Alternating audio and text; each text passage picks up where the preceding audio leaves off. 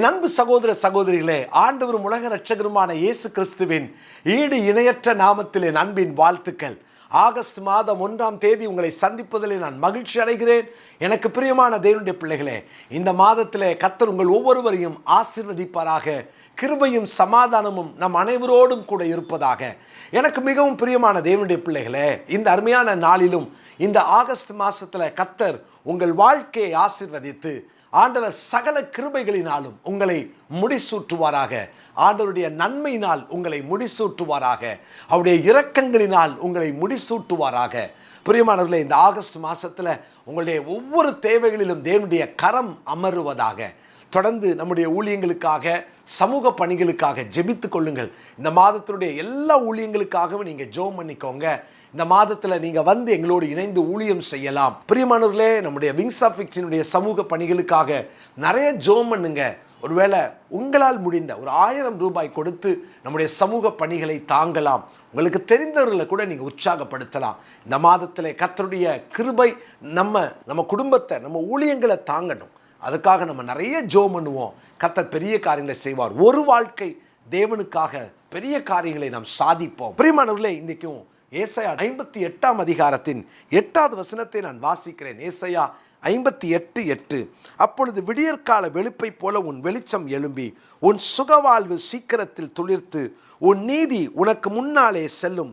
கர்த்தருடைய மகிமை உன்னை பின்னாலே காக்கும். 3 அற்புதமான வார்த்தையை கர்த்தர் இந்த வசனத்திலே கொடுக்கிறார். 21 நாள் உபவாசம் இருந்தோம். இந்த 21 நாள் உபவாசத்தினுடைய விளைவாய் ஆண்டவர் எப்படி உபவாசம் இருக்கணும்னு கர்த்தர் நமக்கு சொல்லி கொடுத்தார். நிறைய காரியங்களை சொல்லி ஜெபம் பண்ணோம். அதனுடைய விளைவாக இந்த ஃபாஸ்டிங்க்கு அப்புறம் கர்த்தர் கொடுக்கிற வாக்குத்தத்தம் தான் இந்த ஏசாயா 58:8. இங்கே 3 முக்கியமான காரியத்தை ஆண்டவர் சொல்றாரு. விடியற்காலத்து வெளுப்பை போல, முதலாவது விடியற்காலத்து வெளுப்பை போல ஆண்டவர் கொடுக்கிற முதல் வார்த்தை. இந்த விடியற்காலத்து வெளுப்பு, அதாவது Don of a new day என்று சொல்வார்கள். அதாவது கிரேக்க மொழியில் ப்ரோயி என்று சொல்வார்கள். விடிய காலம் 3லிருந்து 5. அதாவது ஒரு இருள் உடைந்து ஒரு வெளிச்சம் அங்கே உதிக்கிறது. இந்த வார்த்தையை கேட்கிற எனக்கு பிரியமான தேவனுடைய பிள்ளைகளே, நீங்கள் யாராக இருந்தாலும் ஒருவேளை உங்களுடைய வாழ்க்கையில் இருள் சூழ்ந்திருக்கலாம். பயங்கரமான இருளிலே நீங்கள் அகப்பட்டதை போல காணப்படலாம். நம்பிக்கை கிடையாது. என்ன நடக்கும்னு எனக்கு தெரியல.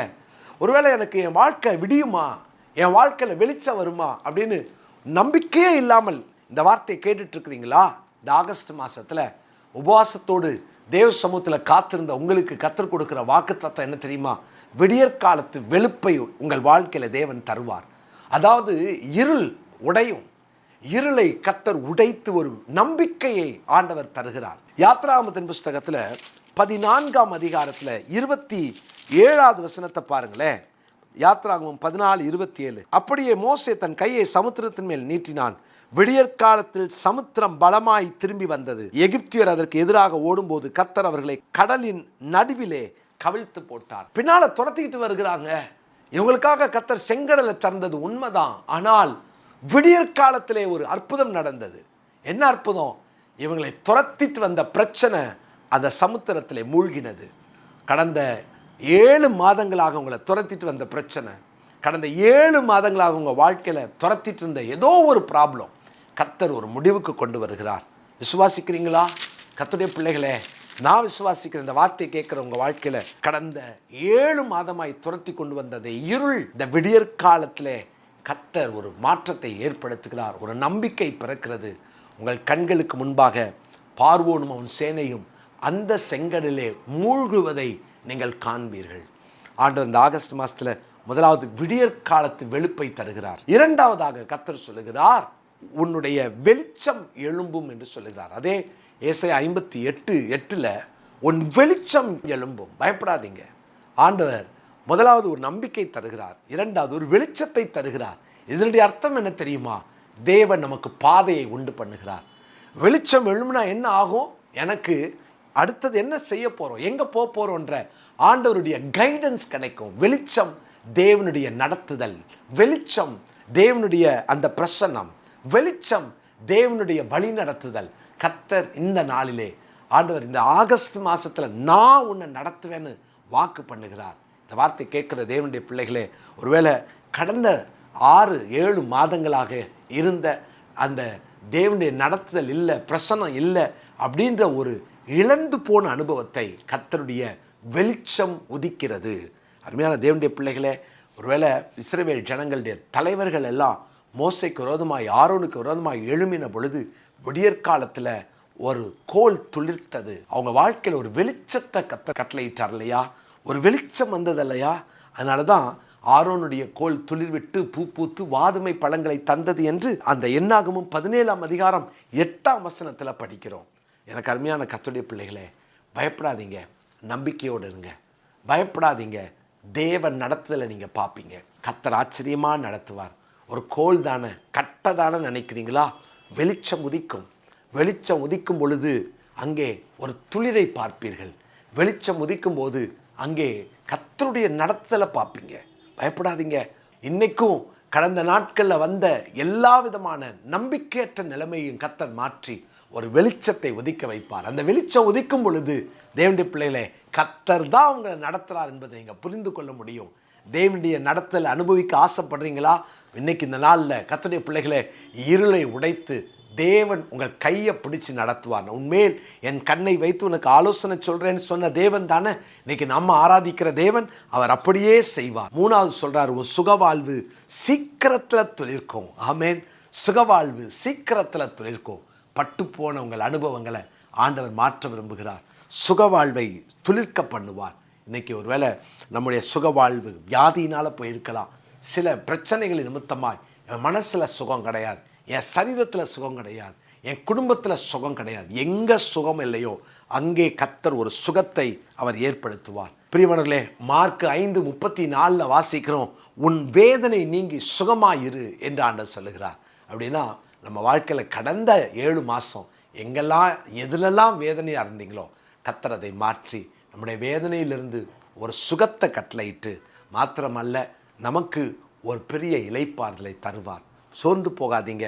உபாகமம் 33:28 வாசிக்கிறோம், இஸ்ரவேல் சுகமாய் தனித்து வாசம் பண்ணுவான். சுகமாய் தனித்து வாசம் பண்ணுவான். இன்னைக்கு தேவன் அவருடைய பிள்ளைகள், நம்ம அவரால் ரட்சிக்கப்பட்ட ஜனம், நம்மளை ஆண்டவர் சுகமாய் வாசம் பண்ண அவர் கிருபை பாராட்டுவார். எரேமியா 33:16 வாசிக்கிறோம், அந்நாட்களிலே யூதா ரட்சிக்கப்பட்டு எருசலேம் சுகமாய் தங்கும். நீங்கள் எங்கெல்லாம் கடந்த 7 மாதத்தில் அங்கலாய்த்து அலைந்து எங்கெல்லாம் நீங்கள் நம்பிக்கையற்று தெரிந்தீங்களோ, ஏசாயா 58:8 குறித்து கொள்ளுங்க.